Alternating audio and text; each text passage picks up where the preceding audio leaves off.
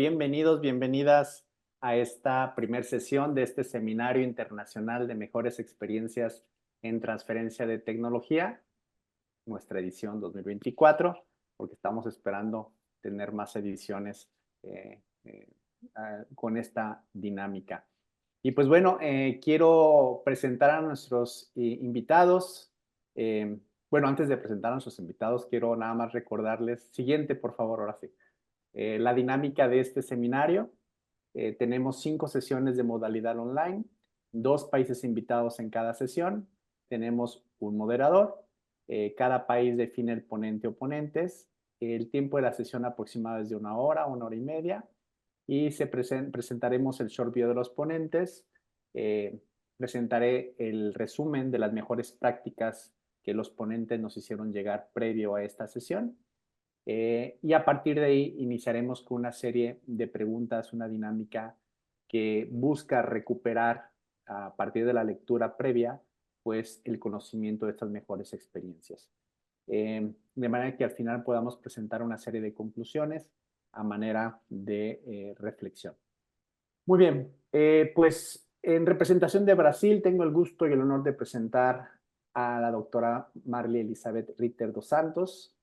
Ella es consultora independiente, tiene experiencia en la gestión de oficinas de transferencia de tecnología en universidades en el sur de Brasil, desde donde ha compartido su conocimiento y experiencias en otras partes de Brasil y de América. Fue una de las fundadoras y primera presidenta del Fortec, ha sido consultora de la Organización Mundial de la Propiedad Intelectual, actuando en varios países. Elizabeth, bienvenida. Muchas gracias, Emanuel. Es un gusto para mí participar de este seminario. Muchísimas gracias, Elizabeth. Y bien, y en representación de Chile, tengo el gusto y el honor de presentar a Fernando Venegas Calderón. Él es presidente de la Red de Gestores Tecnológicos de Chile y CEO del grupo CENI. Es profesional con más de 15 años de experiencia en materias vinculadas a innovación y emprendimiento, con énfasis en propiedad intelectual y transferencia tecnológica en el sector público y privado. Experiencia en planificación estratégica, consultoría, conformación y liderazgo de equipos multidisciplinarios y diseño e implementación de programas de innovación, transferencia tecnológica y creación y aceleración de emprendimientos de base científico-tecnológico. Fernando, bienvenido. Muchas gracias, Manuel, y aprovecho también de saludar a todos. Para mí es un honor poder compartir no solo estas buenas prácticas de los distintos países latinoamericanos, sino también compartir con amigos como es Elizabeth, también con Marcela y con toda la red OTT también, con la que tenemos una gran cercanía. Perfecto, pues muchísimas gracias, Elizabeth, Fer, por haber aceptado esta invitación a este seminario. Agradecerles pues el tiempo y el espacio para poder compartir estas experiencias. Marisol, he compartido, creo que nada más al chat de anfitrión, el link de Menti, si lo pudieras compartir al chat del público. Claro que sí, en un minuto lo comparto. Quizá para que lo puedan tener. Muy bien. Lo que estoy compartiendo en pantalla es el lema que Elizabeth nos compartió, que está asociado a las experiencias o buenas prácticas que ella ha identificado o que ha sido partícipe en Brasil, en su ecosistema, y es la innovación para el beneficio de la sociedad. Adelante, por favor, Marisol. Estos son los puntos clave que ella considera relevantes a tener en cuenta o a enfocarnos cuando hablamos de transferencia tecnológica, y que son puntos que vamos a discutir a manera de preguntas, sobre todo para conocer a más detalle esos elementos que ella ha identificado a lo largo de su experiencia en este proceso de transferencia tecnológica. Siguiente, por favor, Marisol. Fernando nos compartió este lema que representa o está asociado precisamente a las experiencias y buenas prácticas en su ecosistema en Chile, y es la innovación de base científico-tecnológica y el emprendimiento como los pilares para lograr un desarrollo económico y social más inclusive y sostenible. Y nos comparte un resumen de estas buenas prácticas o experiencias que han identificado en su ecosistema. Siguiente, por favor, Marisol. Estos componentes son clave precisamente en este proceso de transferencia tecnológica y que justo formarán parte de este análisis que vamos a realizar a lo largo de esta sesión con Fernando y con Elizabeth. Pues muy bien, antes de arrancar con esta sesión, Elizabeth, Fernando, voy a compartirles en pantalla, pues, quiénes nos acompañan y desde dónde nos acompañan, quizá para sensibilizarnos un poco y enfocar quizá nuestras respuestas a este público. Entonces, voy a compartir mi pantalla. La pregunta, creo que ya se ve, la pregunta que les hacíamos, una de ellas es, ¿cuál es tu rol opuesto asociado a la transferencia tecnológica? Tenemos directores, gestores, hay inventores, profesores investigadores, muy bien, estudiantes,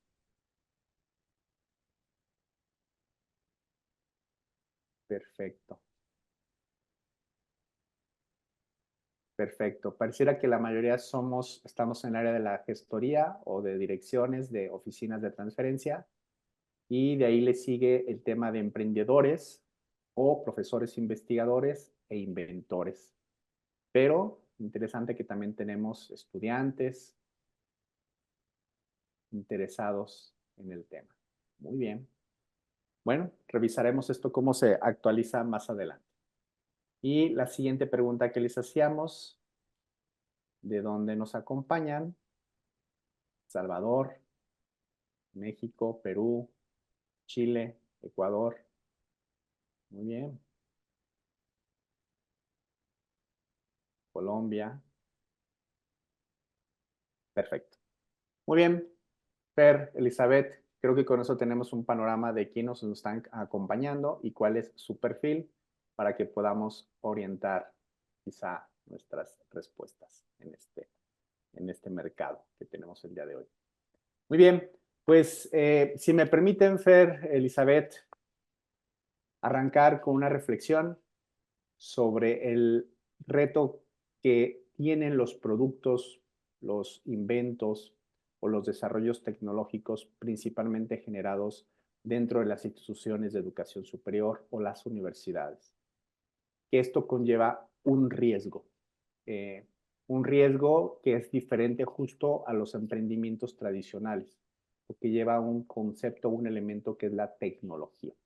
La tecnología que además, si estamos hablando que va a ser aplicada o va a ser usada por el ser humano, pues también lleva otro elemento clave, que son las regulaciones y procesos de acompañamiento justo a estas tecnologías.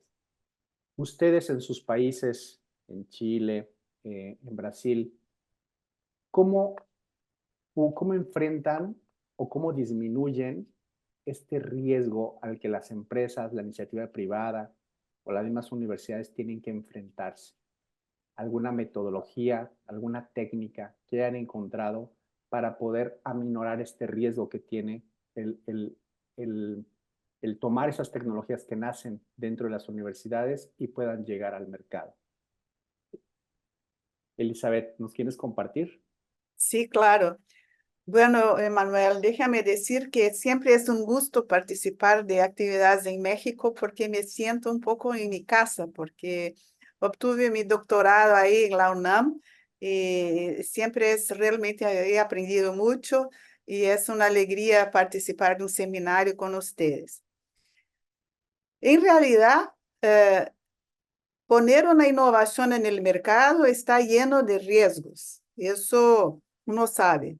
Ahora, en las universidades hay una cuestión que hay dos maneras de desarrollar la innovación. En principio, dos, hay otras, pero me gustaría enfocar en esas dos.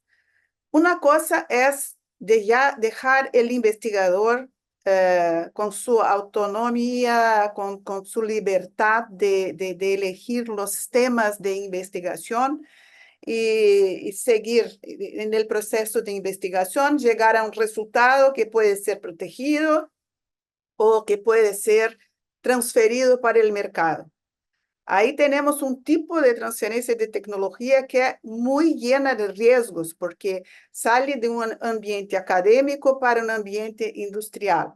Y ahí, cuando se trata de retirar un resultado de investigación de un laboratorio y llevar al mercado, hay diferentes retos a enfrentar, desde obtener un resultado que efectivamente sea atractivo para la industria y de otra parte que la industria también pueda desarrollar eso, escalonar y llegar a un producto para poner en el mercado. Entonces, eso es un camino que yo diría, desde mi punto de vista, es el camino más difícil de obtener éxito. El otro camino que también tiene sus riesgos, pero disminuye un poco el riesgo, es cuando la industria, cuando la empresa procura la universidad con una demanda tecnológica específica y la universidad puede trabajar en conjunto con la empresa desde el principio con un proyecto colaborativo y juntos desarrollar el proyecto y llegar a una solución tecnológica. Porque ahí ya estamos mezclando el conocimiento científico y tecnológico del académico con también el conocimiento técnico de la industria. Entonces, ahí conseguimos plasmar una asociación que ya hace disminuir un poco los riesgos. Y acá en Brasil, en nuestras encuestas anuales que tenemos indicadores y ha sido comprobado que la mejor manera o la manera más frecuente de transferencia de tecnología es exactamente por medio del desarrollo de proyectos conjuntos con la empresa ya desde el principio. Este tipo de transferencia de tecnología es más exitosa de la transferencia por medio de un licenciamiento a partir de una investigación realizada por el investigador, porque ese está más lejos del mercado de un modo general. Entonces, creo que para acalentar nuestros motores hoy, yo diría que es por ahí que me gustaría poner algunas ideas. Perfecto, muchísimas gracias, Elizabeth. Y Fer, justo como complementando esto que dice Elizabeth, de que los proyectos que se desarrollan dentro de la universidad y dejamos al investigador o nos dejan que hagamos lo que desde nuestra esencia o nuestro cuestionamiento que queremos hacer a la vida, al ambiente, a lo que ocurre alrededor de nosotros, pues está más lejos del mercado, hay un riesgo muy alto de que esté más lejos al mercado. Tú has trabajado con una metodología que precisamente habla del descubrimiento del cliente, hacer este proceso que ya hacemos científicamente de descubrir problemas y explicarlos, pero ahora desde descubrir al cliente con cuál es su problemática y entonces a ofertarle una propuesta, una solución, pero tipo modelo de negocio con tecnología. ¿Nos Sí, quieres contar algo de eso? muchas gracias, Manuel. Primero que todo, no puedo estar más de acuerdo con Elizabeth. O sea, y la verdad que las realidades de Latinoamérica son bastante, a mi parecer, bastante similares. Por eso yo veo tanta sinergia entre América Latina como un mercado común en materia de innovación y transferencia tecnológica. Obviamente con los matices propios que tiene cada país. Hay un elemento bien particular en nuestro país. Chile es un mercado pequeño. Entonces estamos hablando de un mercado pequeño que funciona bastante bien como mercado de prueba. Nos encanta hablar de libre competencia en nuestro país, pero en general son industrias donde existen 2 o 3 grandes competidores y no mucho más. Por lo tanto, cuando uno establece una política pública para incentivar la innovación, la transferencia tecnológica, yo creo que el primer foco uno debe definir qué es lo que quiere aspirar con eso. Queremos generar solamente unicornios, ese es nuestro objetivo como país, o nuestro objetivo como país es contribuir al desarrollo social y económico considerando esas particularidades. ¿Por qué lo digo? Porque nosotros seguimos un camino lineal muy similar al modelo más clásico de Estados Unidos, que era el que hablaba precisamente Elizabeth, donde hablábamos de un cúmulo de resultados de investigación, establecer estrategias de protección y luego tratar de transferirlas. Para minimizar ese riesgo, la política pública en Chile desde 1992, que crea FONDEF, que es una línea de investigación para proyectos de investigación aplicada, empieza a insertar a las empresas en etapa muy temprana. ¿Qué es lo que ocurría en la práctica? Muchos investigadores iban a empresas amigas que conocían, pedían una carta de apoyo, hacían el proyecto en conjunto, pero al final la transferencia no llegaba. Y se ha hecho mediciones respecto a cuáles han sido los resultados de estos proyectos y uno se da cuenta que la tasa de transferencia sigue siendo muy reducida, muy baja. Y eso se puede deber a varios factores. Uno, mismas razones que yo decía, pocas empresas, poco dinamismo, poca competitividad, hace que muchas veces se generan sistemas económicos mucho más extractivistas, se acostumbran a generar ganancias con poco esfuerzo, lo que hoy en día está haciendo un remesón, evidentemente, porque está cambiando esa forma de hacer negocio. Segundo, tenemos también investigadores con poca experiencia en la industria. A diferencia de lo que pasa en otros países más desarrollados, la carrera tradicional del investigador, y no estoy haciendo, no, espero que no, nadie se vaya a sentir mal con esto porque no es mi intención, una carrera tradicional es muy desde la academia. Estudia el pregrado, se va a hacer el magíster, hace el doctorado, vuelve, muchas veces con becas del Estado, luego va a hacer un postdoctorado y después sigue sus líneas de investigación. Por lo tanto, esa visión de cómo funcionan los negocios en la empresa a veces es un poco distante. Y por esa razón yo comparto completamente con Elizabeth de que esa es la manera más riesgosa de hacer transferencia tecnológica. Además que requiere de un rol nuestro, de los gestores tecnológicos, muy activo y tiene que estar muy atento porque tiene que hacer un ajuste permanente del modelo de negocio, de la metodología de investigación, de cómo se están abordando, de los temas regulatorios que van a venir. Por lo tanto, Ujú. requiere además estar muy encima de ese proceso, ¿ya? Desde el aporte, desde la gestión tecnológica. Por el otro lado, Chile también avanzó con el tiempo hacia un modelo donde fueran las industrias las que pudieran poner los desafíos tecnológicos en la mesa. Pero nuevamente, hay que hacerse cargo de la realidad. Pocas empresas por industria. Eso hace que tampoco sean tantos los desafíos. ¿Por qué hago estos antecedentes? Porque yo evidentemente tengo un sesgo donde creo que en economías pequeñas como la nuestra, que tiene una buena regulación en términos generales, es un mercado bastante ordenado, pero es un mercado muy pequeño, el emprendimiento juega un rol determinante para la salida comercial de las tecnologías que se generan en la universidad. Por las siguientes razones. Uno, porque son empresas ligeras que dinamizan las estructuras tradicionales de las otras empresas más grandes. Incluso fuerzan a que esas otras empresas más grandes tengan que movilizarse. Hay un caso muy curioso en Chile. Todos conocen, yo creo que ya es un emprendimiento muy conocido a nivel global, Notco, el que hizo estos alimentos en base a un software que hace inteligencia artificial y utiliza para eliminar la carne. Hubo en Chile un caso muy curioso hace pocos meses atrás, donde Notco tiene un producto que se llama Not Milk, que es una leche que no se hace en base a no productos de la vaca. Y la sociedad de productores lecheros demandaron a Notco por competencia desleal. Cuando yo veo esa demanda, yo lo que veo es una resistencia brutal de una empresa que dice, no sé cómo innovar, entonces voy contra la innovación y trato de demandar para aferrarme lo último que puedo.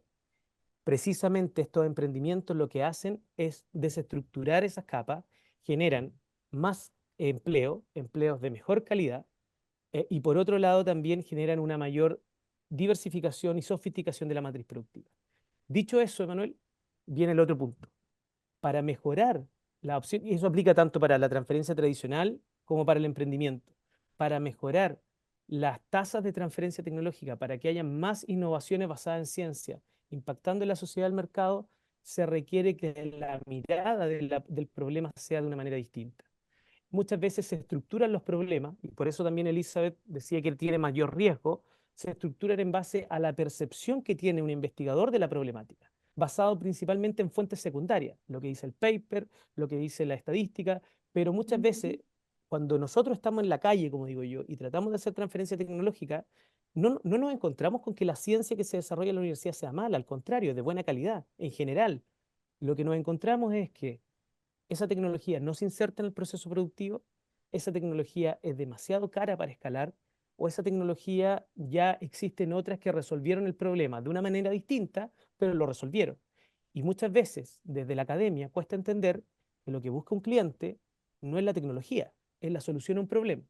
Y por eso, por esa razón, nosotros hacemos tanto énfasis, no solo en esta metodología, sino en todas aquellas metodologías que antes de invertir tiempo recursos del Estado, recursos de investigadores, en hacer un proceso de investigación largo, entender un poquito más la problemática para poder encauzar y ajustar las propuestas de valor para que hagan mucho más sentido y que los procesos sean mucho más fluidos.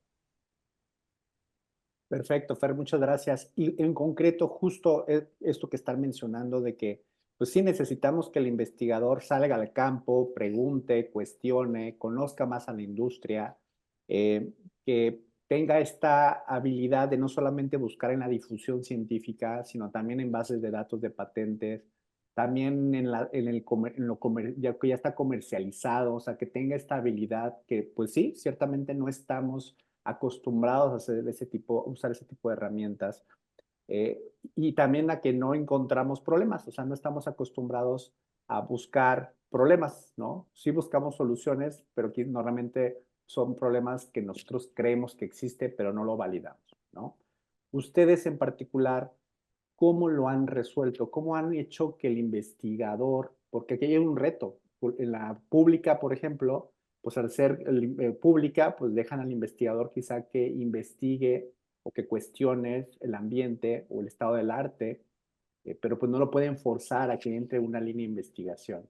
En el caso de México, en particular, por ejemplo, nosotros en nuestro lineamiento, pues es una invitación al investigador, ¿sí? Ahí está tu línea de investigación, pero tratemos de que al menos cuando registres tu proyecto venga con fundamentos de que al menos detectaste una problemática y con evidencia.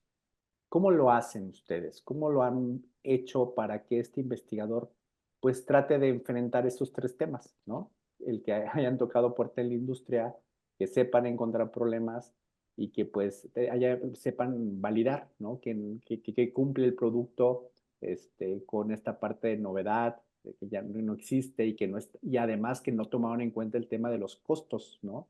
De la maduración. Elizabeth, ¿cómo lo han hecho? Acá hay un dicho que, de modo general, tenemos soluciones en las universidades en búsqueda de un problema, Ujú. que es exactamente eso, porque con la libertad de investigar los temas que le gusten a los investigadores, muchas veces se dejan muy alejados del mercado, porque de nada vale desarrollar una investigación científica y tecnológica de calidad si realmente no genera un beneficio para la sociedad.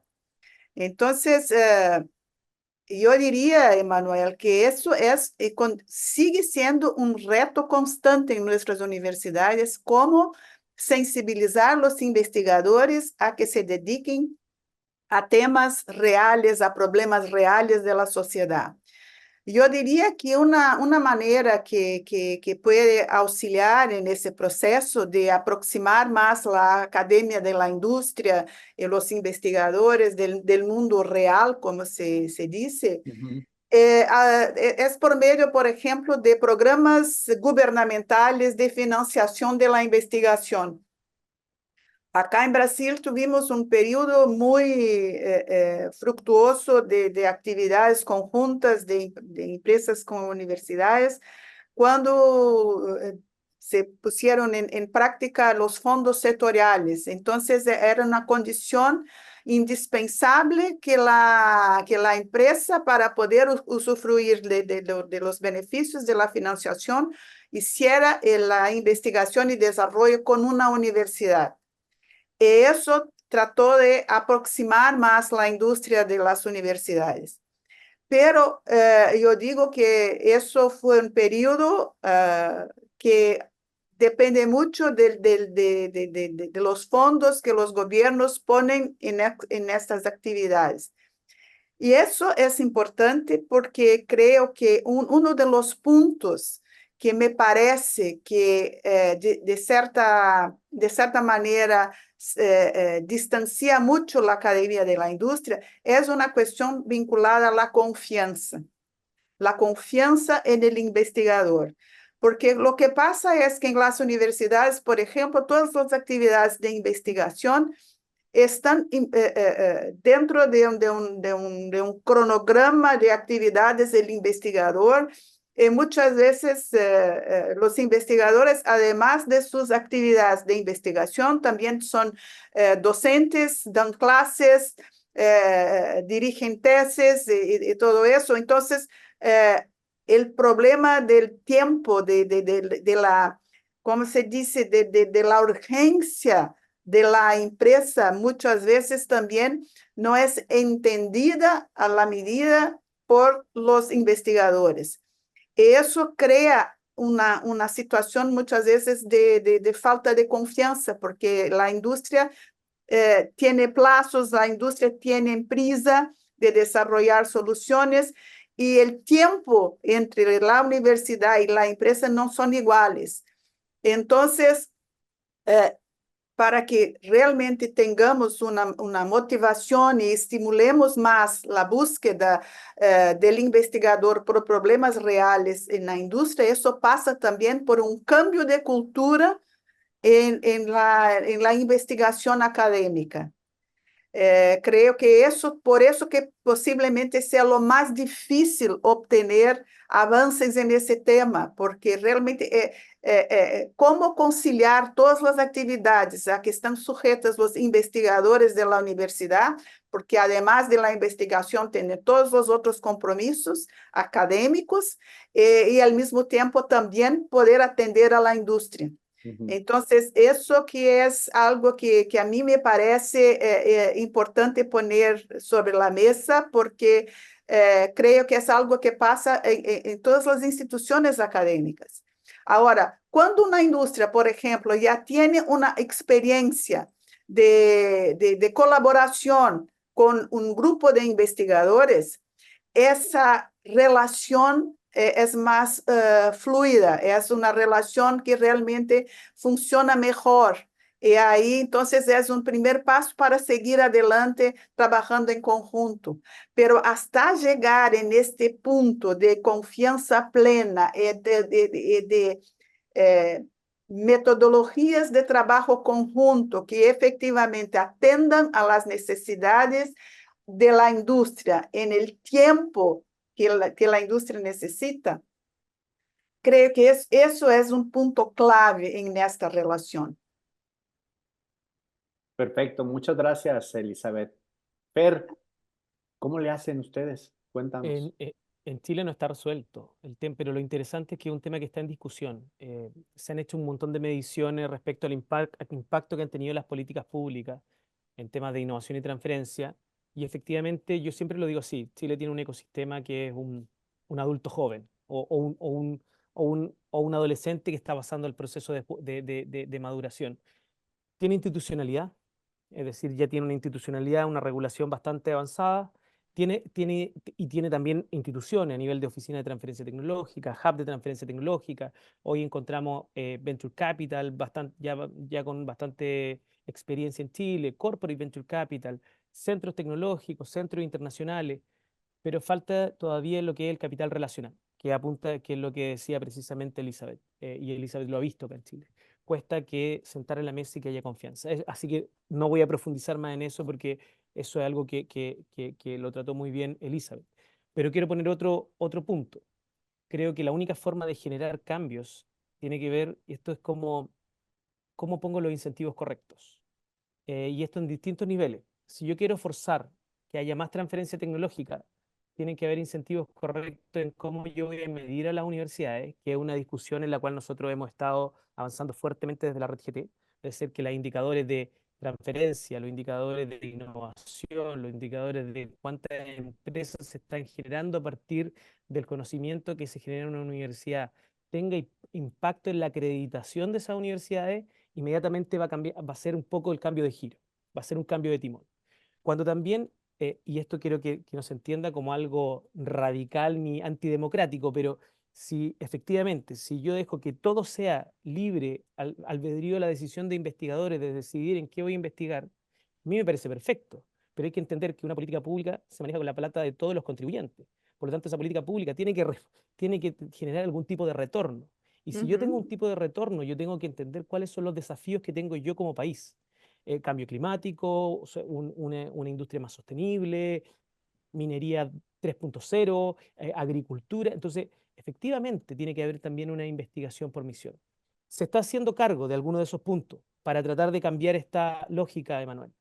Por ejemplo, desde el Ministerio de Ciencia y Tecnología se están haciendo ahora lo que se llaman los desafíos de innovación pública. ¿Qué significa? Se ponen problemáticas desde el Estado, desde ciertos ministerios, y se ponen a disposición con financiamiento para que respondan a través de investigadores. Es una forma, es un primer paso para decir, ok, esto no es libre albedrío, sino más bien hay ciertos focos donde tenemos ciertas necesidades. Eso se tiene que profundizar aún más. Pero yo creo que donde se va a marcar realmente el cambio, en dos niveles. Cuando hay un cambio de cómo se van a medir a las universidades y en los instrumentos públicos que financian la I+D. Cuando yo tengo un instrumento público y al investigador o a la universidad que le interesa adjudicarse proyecto porque contribuye a aumentar el presupuesto que tiene para I+D en esa institución, yo le pido que valide el problema solamente a partir de fuentes secundarias y no hay una validación concreta, evidentemente se van a seguir presentando proyectos que finalmente no logran ese objetivo. Por lo tanto, creo que hay que lograr un poco más eficiente ese financiamiento público. Y, por ejemplo, un elemento que yo encuentro bastante interesante, como lo hace la NSF en Estados Unidos, que establece requisitos previos para acreditar esa problemática, que puede ser a través de la I-Corps u otras metodologías. Es decir, entregar más antecedentes para validación de ese problema. Y no solamente entregar un cheque para que diga, investiguen lo que usted quiere investigar. Pero no está resuelto, está en proceso. Perfecto. Muy bien, pues bueno, pareciera que hay como dos grandes rubros, dos grandes rubros, uno que son macro, ¿no? A nivel políticas públicas del país, ¿no? Quizá que en los que redes como esta, Red OTT y otras redes internacionales quizá puedan inferir, ¿no? Dar la palabra y aportar estrategias para que a nivel nacional en cada uno de los países se establezca esto que ustedes mencionan. Y hay otro rubro, que es lo que sí podemos a nivel institucional, a nivel de universidad, alcanzar, como es este tema del capital relacional, el tema de orientar los proyectos más a temas de necesidades de la industria. Y creo que hay otro elemento ahí a nivel institucional que podemos todavía abordar nosotros, que es el exceso de control de las universidades, quizá por el miedo a que como gestores, como directores, pues en la negociación, pues no nos dan esta facilidad o esta apertura para que podamos establecer las negociaciones, pues que más nos convengan con la industria. Y esto, otra vez, es un tiempo, alarga más las negociaciones y la industria se empieza a alejar, ¿no? Porque no hay esa facilidad para poder generar esas propuestas o negociaciones. Ustedes, ¿qué estrategias o qué buenas prácticas han encontrado para que pues, las universidades o los organismos, las instituciones promuevan la creación de empresas de base tecnológica desde la universidad o desde los inventores? Bueno, hay también algunas maneras de promover eso. Primero de todo, creo que es una cuestión incluso de evolución de la propia forma de hacer la transferencia de tecnología. Porque acá en nuestros países, si comparamos con Estados Unidos, por ejemplo, las políticas de transferencia de tecnología, la propia política de propiedad intelectual, acá en Brasil, por ejemplo, empezó en 2004, o sea, 24 años después del Bayh-Dole en Estados Unidos. Entonces, empezó, primero de todo el énfasis fue en la protección y la transferencia por medio de licenciamiento para las empresas ya consolidadas en el mercado. Y la evolución ha enseñado, por ejemplo, en otros países que ya están hace más tiempo trabajando con el tema de la transferencia de tecnología, que ahora el foco es justamente en la creación de empresas de spin-off.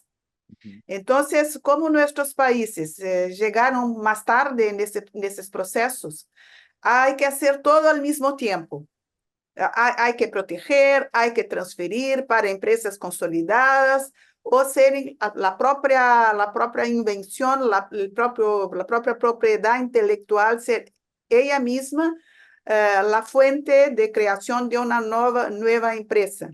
Entonces, eso requiere de las universidades también políticas adecuadas para hacerlo. Acá, por ejemplo, en Brasil, estos temas todos fueron tratados en nuestra Ley Nacional de Innovación Tecnológica. Con eso también las universidades acabaron creando normativas, políticas institucionales no solamente de propiedad intelectual, pero también de transferencia de tecnología. Incluso la ley de innovación que fue después reformada, la primera fue en 2004 y la segunda fue reformada en 2016, se creó la posibilidad también que las oficinas de transferencia de tecnología pudieran ser empresas privadas, sin ánimo de lucro, para que realmente pudiera tener un poco más de flexibilidad, más autonomía para poner en práctica las actividades de comercialización de tecnología. Y eso justamente para, como se dice, desviar mucho de la burocracia de la universidad y de los sistemas de control de las universidades. Que concordo plenamente contigo, Emanuel. Eso es un punto complicadísimo, complicadísimo. Y además en universidades públicas. Acá te doy un ejemplo personal. Yo fui una de las responsables por la creación de la Oficina de Transferencia de Tecnología en la Universidad Federal en 1997, o sea, casi 30 años atrás. El año pasado tuve ya la cuestión burocrática era terrible, pero después de la ley de innovación algunas cosas se tornaron un poco más flexibles. El año pasado tuve la oportunidad de por 7 meses dirigir el Parque Científico y Tecnológico de la Universidad Federal. Realmente me fue terrible la experiencia, porque los controles sobre el gestor aumentaron tremendamente. Entonces, los gestores no les gusta hacer nada porque se salen un poco de la línea de gestión, ya corren el riesgo de ser responsabilizados de todo eso. Entonces, ese realmente, especialmente en las instituciones públicas, es un problema muy serio. Por eso, entonces, que con la posibilidad prevista en la ley de innovación de crear, por ejemplo, oficinas privadas, pero con participación de la universidad, es una forma que estamos tentando implementar en Brasil y en un modelo muy próximo, en realidad, no se logró obtener un modelo de oficina privada, pero un modelo muy próximo de eso es lo que llamamos oficinas mixtas, que es una parte de la oficina está vinculada sí, al organigrama de la institución, en general vinculada al gabinete de la presidencia de la universidad o de la vicerrectoría de investigación o de innovación, pero se puede hacer un contrato de gestión con la Fundación de Apoyo de la Universidad. Entonces, las fundaciones pueden contratar en el mercado profesionales calificados para la actividad de transferencia de tecnología, para la actividad de gestión de la innovación. Y con eso, entonces, añade valor a las actividades de las oficinas, porque fue una manera de buscar tornar esa actividad más fructuosa, más efectiva y más ágil, para evitar exactamente la burocracia y los controles excesivos. Entonces, es un ejemplo de cómo se intenta, y ya ese modelo ya fue implementado en la Universidad Federal de Minas Gerais, en la Universidad Federal de São Carlos, y ahora también hay una universidad del estado de São Paulo, la Universidad de Campinas, que también está por implantar ese modelo, porque es una forma de suplir la falta de, por ejemplo, recursos humanos en las universidades públicas, porque sabes que creo que en México es así también. Una universidad pública brasileña no puede contratar personas directamente, sino por concursos públicos. Y para abrir concursos públicos hay que haber una licencia del Ministerio de Planificación y todo eso. Entonces, es muy complicado. Entonces, lo que pasó, cuando se crearon las oficinas, buscaron en el propio cuadro de recursos humanos de la universidad para hacer la gestión de la oficina, pero gente que no estaba preparada para eso. Y con eso, y además de eso, también había la figura del becario, y con los proyectos financiados por el gobierno también para implementar actividades en las oficinas, había muchos profesionales que eran contratados por medio de becas, y después que la beca findaba, la persona se iba porque la universidad no tenía condiciones de absorberla en su cuadro de profesionales. Entonces, con ese modelo mixto, es una forma que se puede contemplar, buscar en el mercado profesionales calificados para tornar esa actividad más efectiva. Perfecto, Elizabeth, muchísimas gracias. Nos llevamos ese tip porque ciertamente en la pública sí es muy útil esto y pasa igual en México, pero me das un tip para la universidad privada, al menos en la mía, porque justo es lo que está pasando. La universidad, aunque es privada, todavía no identifica cómo fondear este proceso que es largo. O sea, estamos hablando de varios años porque una tecnología al siguiente año no me va a dar ese remanente o ese pago que la universidad hace ahorita, porque es una apuesta a largo plazo. Pero esto que tú mencionas es interesante. Bueno, ahorita no puedo fondear una oficina con todos los elementos, con todo el recurso humano, pero bueno, que existe el mecanismo para contratar al personal que nos está haciendo falta, ¿no? En el proceso que vamos madurando y vamos al menos evidenciando la capacidad como universidad para generar innovación. Fer, ¿cómo le hacen? Cuéntanos. Yo lo voy a abordar esto nuevamente de dos perspectivas, desde lo intrauniversitario, de cómo fomentarlo, y también desde cómo la política pública lo ha orientado.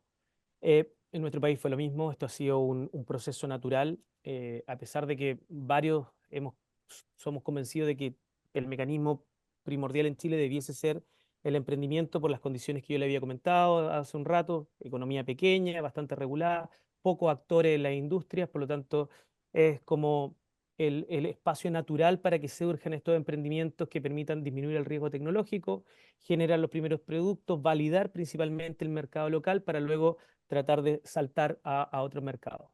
Desde la política pública no se entendió así, de todas maneras. Y también se impulsó el mecanismo mucho más tradicional de licenciamiento a empresa ya constituida, y lo que nos llevó a darnos un tremendo portazo en la cara de que no estaba pasando ni ocurriendo eso.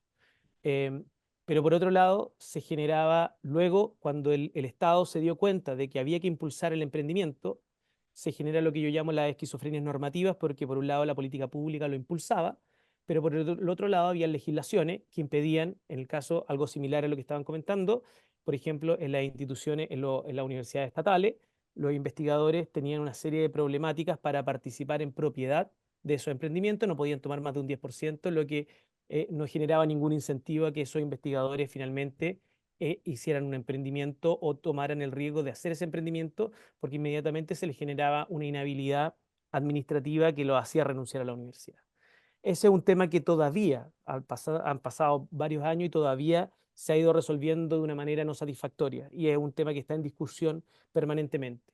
Pero por el otro lado, se ha impulsado desde el Estado una política para fomentar las empresas de base científico-tecnológica, y un instrumento en particular que se llama Startup Ciencia, que financia cerca de $150.000 para validar las primeras etapas de estas tecnologías, pero a través de un emprendimiento. Y eso, a mi parecer, son incentivos que van en el camino correcto.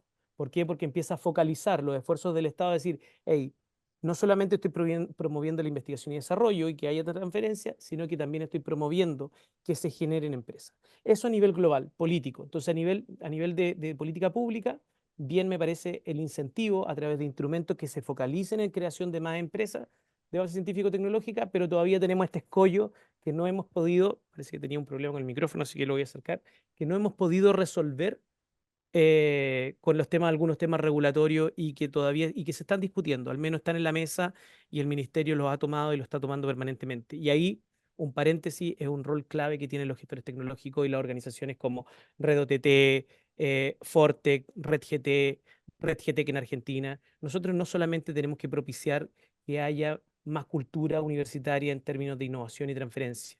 Los gestores tecnológicos, esto es solo un paréntesis, los gestores tecnológicos tenemos un rol hoy en día bastante más transversal.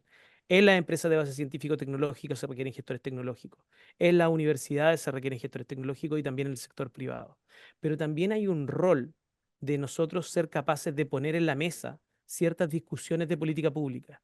No esperar que sean los estados, los gobiernos los que propongan, sino que seamos nosotros con la experiencia los que vayamos proponiendo. Eso ha sido por lo menos uno de los sellos que ha tratado de impulsar la Red GT en Chile, de estar siempre permanentemente sentado en la mesa de discusión de esas políticas. Eso era un paréntesis. Y el segundo componente intrauniversitario, yo por lo menos lo veo desde dos niveles. Uno, hay una medición de hace 2 años en Chile que solo el 28% de las empresas de base científico-tecnológico que se generaban en el país provenían de origen universitario. Y eso es una señal de alerta.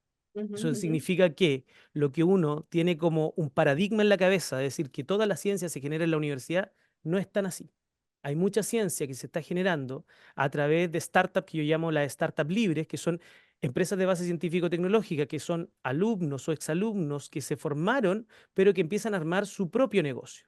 Por lo tanto, ¿qué es lo que yo veo? Primero, hay un nivel cultural, que uno tiene que fomentar la cultura de innovación y emprendimiento dentro de la academia y dentro de la formación de los académicos a los estudiantes. Me refiero que en dos niveles, formar a los investigadores, pero además los académicos tienen que formar a los nuevos profesionales que van a surgir. Pero eso es de largo plazo, ¿ya? Pero contribuye a generar esta cultura, ya que es importante que se desarrolle.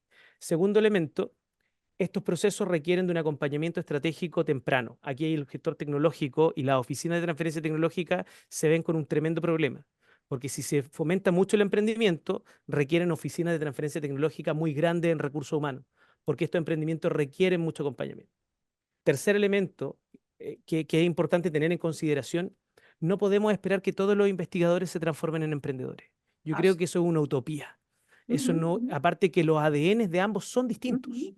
Entonces, por lo tanto, lo que tenemos que lograr, y tampoco va a funcionar que solamente, porque me pasa muchos investigadores que me dicen, no, si yo tengo la solución, yo no quiero dejar la academia, pero tengo un doctorando que él quiere hacerse cargo. Yo siempre le digo lo mismo, si el doctorando dice que vamos a ir hacia allá, ¿le va a hacer caso? No, efectivamente no lo vas a validar. Entonces tenemos que buscar algunos perfiles, que ojo, que el ecosistema está madurando, algunos perfiles que son algunos profesionales que ya están con mayor experiencia en la industria, que quizás lo mismo que estaba hablando Betty, de decir, hey, traer profesionales más calificados y esos ser quizás van a ser los founders que van a trabajar conjunto con estos investigadores. Pero no creo que tampoco sea la solución decir, investigadores, bueno, ahora los transformo en emprendedores, creen la empresa y vayan para adelante porque va a ser exitoso. Tiene que ir con mucho acompañamiento, tiene que ir con profesionales mucho más capacitados. Y por último, se tiene que desarrollar una industria de capital de riesgo en etapa temprana. Eso es fundamental. Es fundamental que haya, o si no es el subsidio privado, quiere decir público, tiene que haber una industria privada que empiece a movilizar esto. Y ahí hay un tremendo desafío, no sé cómo será en México o en Brasil, pero en Chile que se ha peleado también la ley de fondos. Es decir, que le permitan a los venture capital, a los AFPs o a los institucionales poder invertir también en este tipo de activos alternativos que son las startups, para que de esa manera todos los países que han hecho algo de ese estilo han dinamizado enormemente los ecosistemas de emprendimiento, porque se le inyecta muchísimo recurso privado a esa industria. Y eso también, por un tema de incentivo, mientras más inversión privada exista, más emprendedores van a surgir, más emprendimientos también van a surgir. Obviamente también van a fracasar, pero también vamos a llegar con muchos más casos de éxito. Perfecto. Muchísimas gracias, Fer. Pues bueno, creo que se está completando este rompecabezas. Cada vez hay más claridad de algunas opciones desde el ecosistema de Chile, eh, de Brasil, sobre los retos que, pues como bien decía Fer al inicio, pues somos muy parecidos, ¿no? Creo que el comportamiento y de hecho la otra vez leyendo el índice de propiedad intelectual internacional, justo estamos en la media, ¿no? Chile creo que estaba, por aquí tomé la nota, estaba en el 49.72 de ese índice, Brasil en el 42.02 y México en el 59.98. Y ese índice habla, pues, si hay los elementos propios, si las políticas que existen en nuestro país, pues promueven o permiten justo el tema de la gestión de la propiedad intelectual, de la explotación de estos inventos y justo la transferencia. Eh, me gustaría ir llevando un poquito a la conclusión de la sesión para también dar la oportunidad, si hay alguna pregunta o comentario de los asistentes, podamos completar. A ver, pues entonces agregaría yo a esta conclusión que yo presentaba hace un momento, pues esto que mencionan, el que tenemos que involucrarnos también como gestores en este proceso de hacer que la cultura en los investigadores, pues ya no sea solamente los investigadores, sino desde etapas tempranas, como comentaba Fer, pues acompañar a estos emprendimientos y otra vez habrá temas de políticas públicas para que inviertan en esos proyectos en etapa temprana, pero también nosotros como gestores. Y ahí me genera una pregunta, pareciera, o reflexión más bien, pareciera que entonces los gestores, como bien decía Fer, pues tenemos que saber un poquito de todo para poder impactar en este acompañamiento de transferencia tecnológica. ¿Qué perfil o cómo profesionalizamos o cuál es la visión desde Brasil o desde Chile para que este perfil que pareciera como algo que se está construyendo y que se está definiendo, que pues no es un investigador, no es solamente el administrador, tiene varios elementos que ustedes ahorita en este último momento platicaron, ¿no? ¿Cómo lo podríamos resolver? O si ustedes como país ya visualizan de alguna manera o se está trabajando en cómo formalizar para que entonces podamos profesionalizar esta labor de gestores. Bueno, Emanuel, yo creo que cuando ya se tiene más edad, ya se busca las experiencias vividas y me acuerdo que hace un par de años tuve la aventura de conocer a Lita Nelson, que fue durante muchos años la directora de la Oficina de Transferencia de Tecnología del MIT. Y ella tenía un dicho que a mí me gusta mucho cuando se trata de trazar un perfil de los recursos humanos de las oficinas.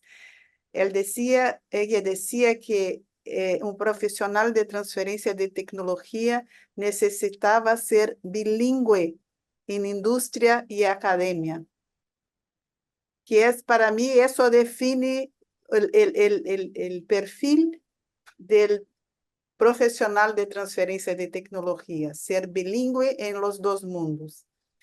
Pero eso realmente es un tipo raro. Es muy difícil encontrar una persona con esas características en el mercado, porque o trabaja en la academia o en la industria, y la academia para estas actividades no es atractiva para la gente de industria porque los sueldos son muy bajos. Entonces, raras universidades tienen la suerte de contar con profesionales con experiencia en industria para hacer las actividades de las oficinas. Acá en Brasil, una manera que nosotros encontramos ya desde el principio de Fortec, que fue creado en 2006, ya trabajamos con también actividades de capacitación para la gente de las oficinas, pero en 2016 empezamos un trabajo con una maestría llamada el ProfNIT, que es un programa de posgrado para gestores de NIT, porque las oficinas en Brasil se llaman NITs, Núcleos de Innovación Tecnológica. Entonces empezamos un programa de posgrado en nivel de maestría profesional para capacitar a la gente para trabajar en oficinas de transferencia de tecnología. Una maestría que está con varios puntos focales. Hay puntos focales en universidades de todos los estados brasileños. Entonces, es una manera de alcanzar personas en todos los estados. Y fue una manera que nosotros desarrollamos para capacitar a las personas para el trabajo de gestión de la innovación, no solamente de oficinas, pero también de emprendedorismo, para proveer el apoyo para empresas spin-offs. Entonces, esa es una actividad y hoy día ya tenemos muchos profesionales capacitados para eso. El grande problema que veo es que cómo absorber a essas pessoas em las universidades, porque acá em Brasil o maior volumen de desarrollo de investigação científica e tecnológica sigue sendo em las universidades públicas, de modo geral, las federales. E las federales es que es más difícil el proceso de absorción de profesionales, sino por concursos públicos. Y ahora, en términos de perfil también, yo creo que en las oficinas necesitamos tener un conjunto de perfiles. Es necesario tener un cuerpo técnico con profesionales de ingeniería, profesionales en áreas básicas como química, biología. Entonces, hay que tener un cuerpo técnico, también un cuerpo de gestión, también actividades de marketing, porque trabajar con el mercado necesita saber también cómo actuar con el mercado. Y tenemos también necesidad de tener alguien do jurídico, alguien que conozca las leyes del derecho. Entonces, este conjunto, y es claro que no se puede tener, por ejemplo, profesionales técnicos en todas las áreas del conocimiento. Entonces, hay que ver, por eso que los profesionales en áreas más clave, como ingeniería, como biología, como química, que son más amplios, tienen un conocimiento más amplio de la área técnica, y muchas veces necesitamos también recurrir a despachos de propiedad intelectual para nos complementar en áreas que nosotros no dominamos, ¿no? Y entonces creo que es un conjunto de estos profesionales y hay que buscar una manera dentro de sus condiciones propias de cada una de las oficinas o de cada una de las instituciones, cómo proveer eso, porque eso también es un reto importante para nosotros. Perfecto, sí, Elizabeth, muchísimas gracias. Justo es un reto que tenemos en la universidad, exactamente, porque pues no puedo yo hacer todo y tampoco te Sí. podemos tener todavía un equipo tan grande que justo lo acabas de mencionar, ¿no? Esta parte técnica, legal, de gestión, de marketing. De hecho, desarrollamos un rol que es curiosamente de marketing, porque estamos pensando en eso, sí, pero en la teoría pues sí pues, es lo que se necesita, pero en la operación realmente es un reto, ¿no? Sí. Fer, en tu caso, ¿cómo enfrentan este reto? Yo mantengo que estamos bastante alineados con Betty, aparte que conocemos hace muchos años. Algunas cosas que yo podría decir adicionales. La función del gestor tecnológico cada vez se vuelve más compleja. ¿Por qué razón? Primero que todo, porque muchas de las funciones que son más rutinarias cada vez van a ir desapareciendo, como en la mayoría de los trabajos, como en la mayoría de las funciones vinculadas al levantamiento de data sobre las tecnologías, sobre los investigadores, sobre los procesos de evaluación de ciertas tecnologías. La inteligencia artificial es un área que va a irrumpir mucho en la función del gestor tecnológico, pero que eso es parte de, eso más temprano que tarde va a llegar, y muchas de las funciones que antes nosotros hacíamos un proceso de evaluación de una tecnología buscando en fuente de datos, hoy en día en un par de minutos vamos a tener una primera aproximación. De hecho, en México yo conocí incluso algunas mediciones que ya existen para medir tipos de TRL con distintas variables. Entonces, esa es una función que se ha vuelto cada vez más rutinaria. Comparto plenamente esto de de tener esta dualidad. Yo siempre lo digo como un ser mitológico y no lo digo adrede como un ser mitológico porque es muy difícil encontrar en una sola persona todas las capacidades.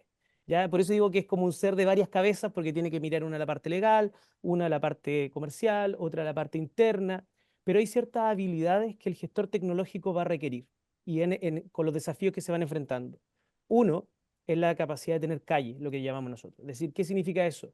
Que el gestor no puede estar en una oficina. Así como le pedimos a los investigadores que vayan a validar problemática, el gestor tecnológico tiene que estar en la calle, tiene que estar viendo lo que está pasando, tiene que estar en permanentes conversaciones con empresas, tiene que saber de las nuevas tendencias que están ocurriendo, de los desafíos, de dónde están invirtiendo los nuevos fondos de Venture Capital, si se está invirtiendo en un área o en otra.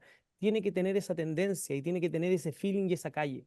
Segundo, lo que peyorativamente se ha hablado de las habilidades blandas, hoy en día se habla de las strong skills, que se llama, de tener esa capacidad, y lo dijo Betty también.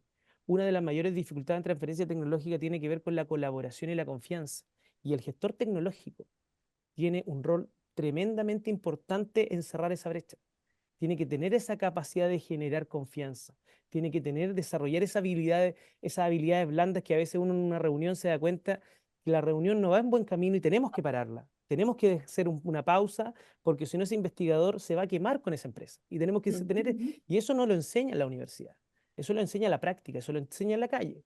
Y tercero, que como estamos decantando cada vez más al emprendimiento de base científico-tecnológico como un mecanismo, lo dijo también Betty, ha ido evolucionando, cada vez más los modelos están promoviendo más este tipo de emprendimiento, el gestor tecnológico va a tener también un rol, esta mentalidad media emprendedora.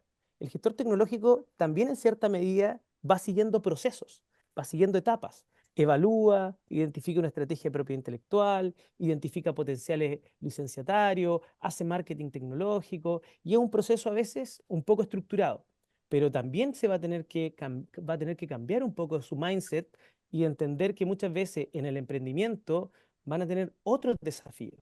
Cuando ellos traten de apoyar a los emprendedores, van a tener que tener desafíos en cuanto a pensar como un emprendedor. Y eso también es un desafío porque, ojo, muchos de estos gestores tecnológicos en algún momento se los van a llevar los emprendimientos. Cuando digan, hey, necesito a alguien, porque piensen los emprendedores en etapa temprana, tienen en ámbito de ciencia y tecnología, tienen múltiples desafíos. Tienen desafíos regulatorios, de validación de tecnología, de I+D, de propiedad intelectual. Entonces, y generalmente son empresas muy pequeñas, 2 a 3 fundadores. Por lo tanto, los que mejor se manejan en ese tipo de emprendimiento son precisamente los gestores que tienen estas habilidades como un poquito de todo. Son bien plug and play dentro de estos emprendimientos, funcionan bastante bien, sobre todo en estas etapas tempranas. Por lo tanto, ahí también hay un nuevo nicho para los gestores tecnológicos, laboral me refiero, pero también nuevos desafíos. ¿Qué es lo que hemos estado tratando de hacer nosotros precisamente? Es ver cómo incorporamos este tipo de habilidades en algunos programas de certificación. Y ahí hemos estado trabajando fuertemente con Red OTT México y también con otras redes. De hecho, hemos iniciado conversaciones con Fortec, con Red GTEC, con Join de Colombia, con Perú. Pero el piloto por lo menos lo vamos a hacer ahora en Chile y luego lo vamos a hacer al mes siguiente en México, que es un proceso de certificación que se llama TMA, Technology Manager Academy, que es un proceso que estamos apostando en Chile, que es un programa donde se complementan algunos conocimientos teóricos basales principalmente está dirigido a gestores tecnológicos que están comenzando, tienen poca experiencia. Después vamos a ir desarrollando otros módulos para gestores tecnológicos más avanzados. Pero tiene una particularidad. Una de las cosas que nosotros vimos acá es que siempre que estudiamos gestión tecnológica, yo creo que todos nos sabemos el caso de Gatorade de memoria de la Universidad de Florida. Y estudiamos con los mismos casos. Pero con el pasar del tiempo, nosotros ya hemos ido generando nuestra propia experiencia. Me refiero a Latinoamérica. Tenemos nuestros propios casos de éxito, nuestros propios casos de fracaso, nuestros propios casos de por qué se hizo mal la estrategia de propiedad intelectual. Y lo que hemos hecho en Chile, en el TMA, que va a partir ahora el 1 de abril, y donde de hecho Red OTT México viene a Chile también, porque también van a participar como expositores en uno de los módulos, y luego llevamos el TMA a México, vamos a analizar 6 casos prácticos de Chile.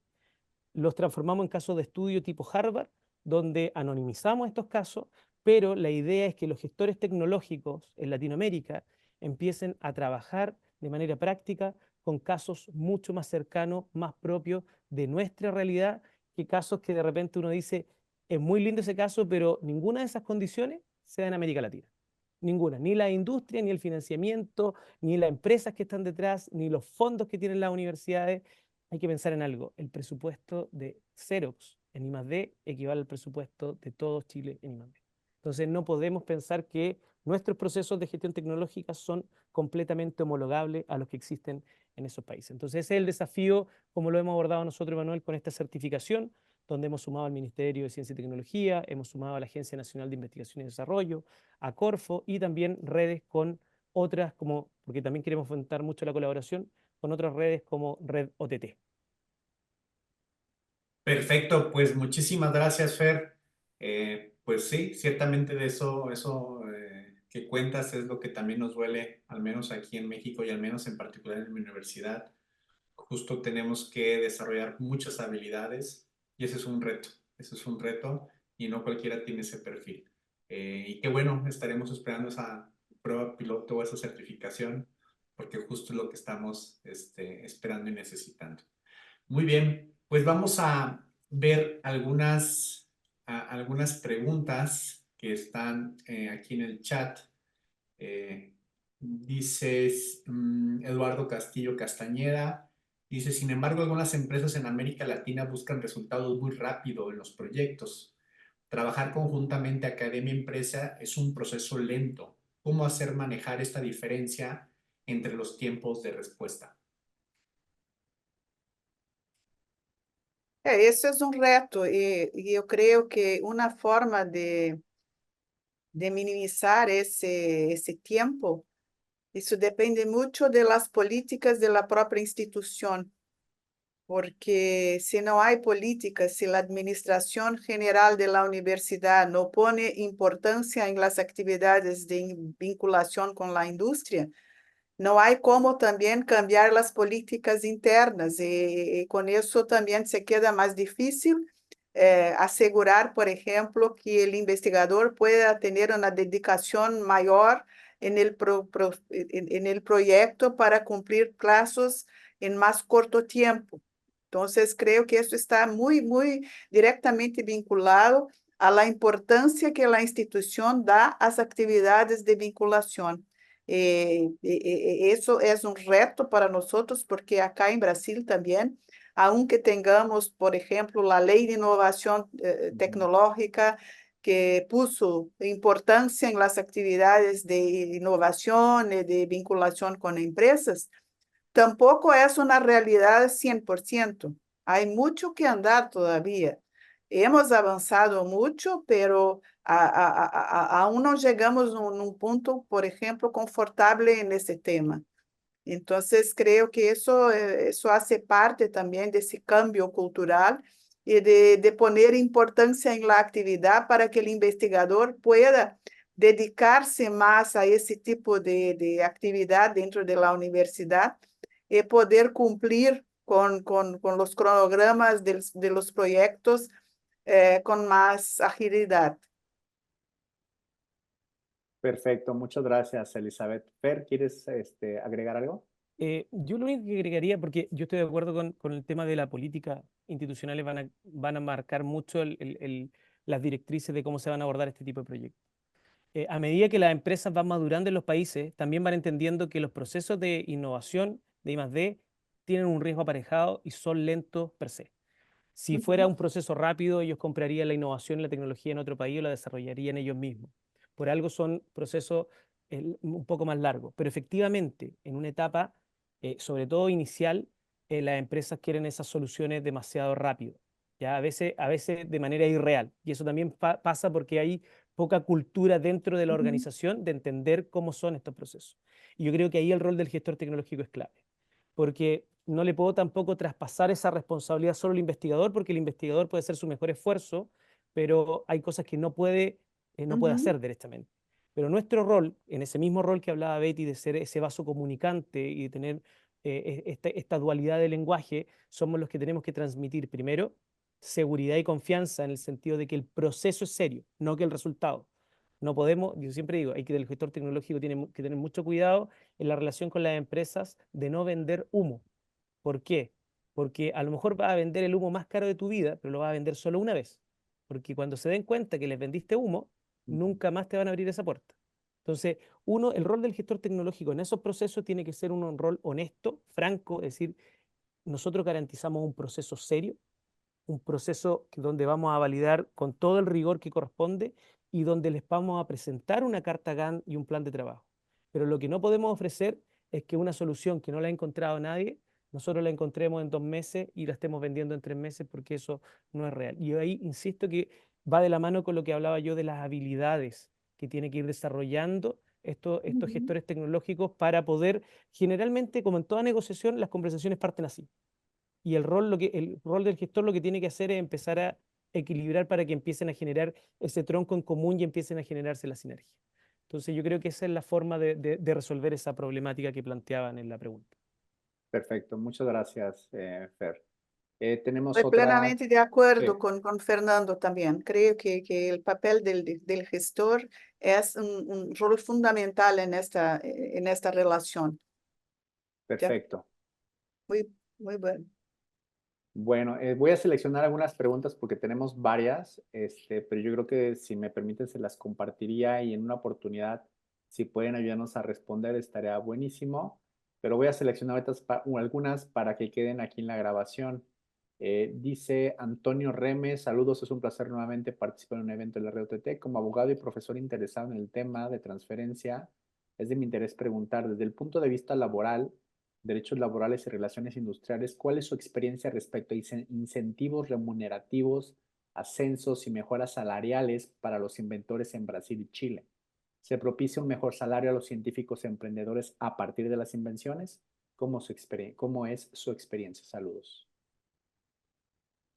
Bueno, en Brasil no hay mejorías salariales. Lo que pasa es que cuando hay una transferencia de tecnología, una licencia y la empresa paga regalías o cualquier tipo de ganancia económica con la transacción, el inventor tiene participación de 1/3 en las ganancias.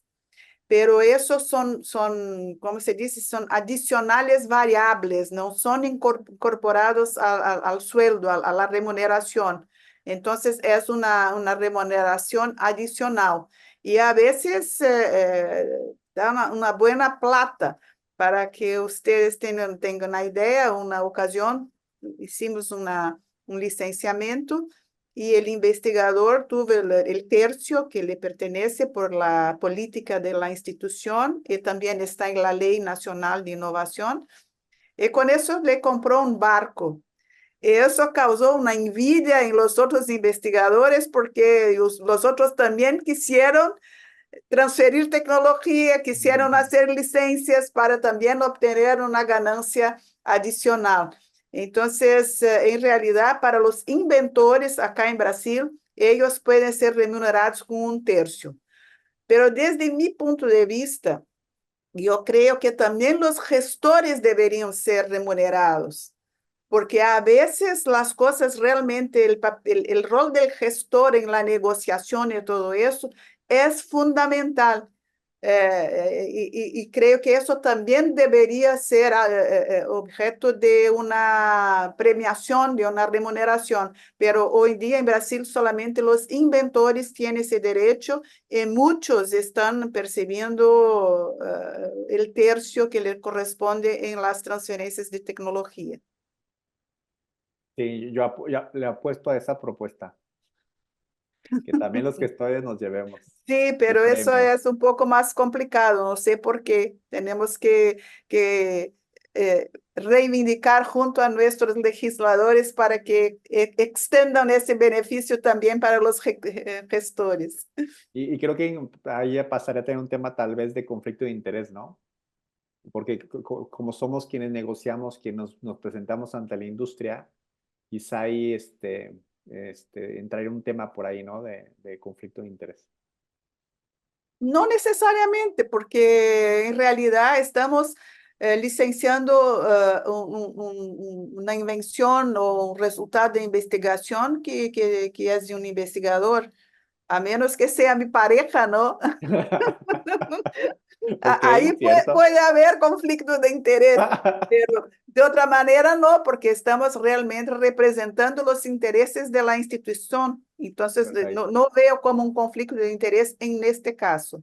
perfecto. Muy bien, gracias, Elizabeth. Fer, ¿ibas a comentar algo?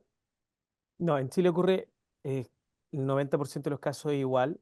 Sin embargo, algunas universidades lo que han tratado de hacer, sobre todo aquellas universidades que se insertaron en este proceso un poco más tarde, han buscado generar ciertos incentivos para aumentar más rápido en esta carrera. Entonces han puesto incentivos, por ejemplo, al patentamiento o a la transferencia, han dado ciertos incentivos económicos, bonos a los investigadores.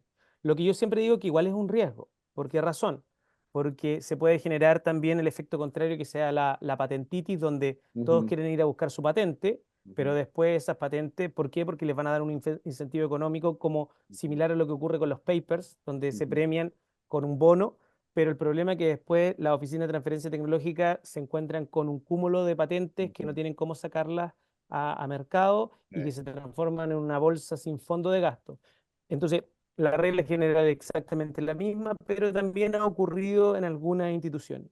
Y personalmente, nosotros estamos en un centro tecnológico importante, no voy a decir cuál, en Chile, estamos impulsando que los gestores tecnológicos tengan una participación en los beneficios económicos. Por el rol que están teniendo principalmente en esa institución, ellos generan un modelo mucho más cercano desde la demanda. Por lo tanto, ellos toman la demanda de la industria y ellos son los que identifican la problemática, la transforman en el proyecto, conectan a los doctores y hacen el proceso. Entonces, en ese rol del gestor tecnológico, que es mucho más activo en el diseño de cómo va a ser la solución y de Ujú, gestionar todo el proceso, hemos tratado de impulsar de que esos gestores tecnológicos también tengan un beneficio. La única diferencia es que ese beneficio, y justamente lo hacemos para incentivar la permanencia de esos gestores en las instituciones y no se vayan al sector privado, ujú. es que ese beneficio se mantiene en la medida que ese gestor se mantenga en la institución. A diferencia de lo que pasa con el inventor. Si el inventor se retira de la universidad o se va, ese beneficio lo persigue. Él continúa recibiendo los beneficios económicos derivados del pago de regalías. Pero en el caso del gestor, lo que estamos promoviendo nosotros es que por el rol que él hizo en la institución, por el rol que tuvo en el proceso de transferencia tecnológica, amerita que haya un porcentaje que le toque a él. Pequeño, menor, pero que le toque. Pero ese porcentaje se mantiene en la medida que él esté dentro de la institución. Es como un beneficio por estar, por quedarse.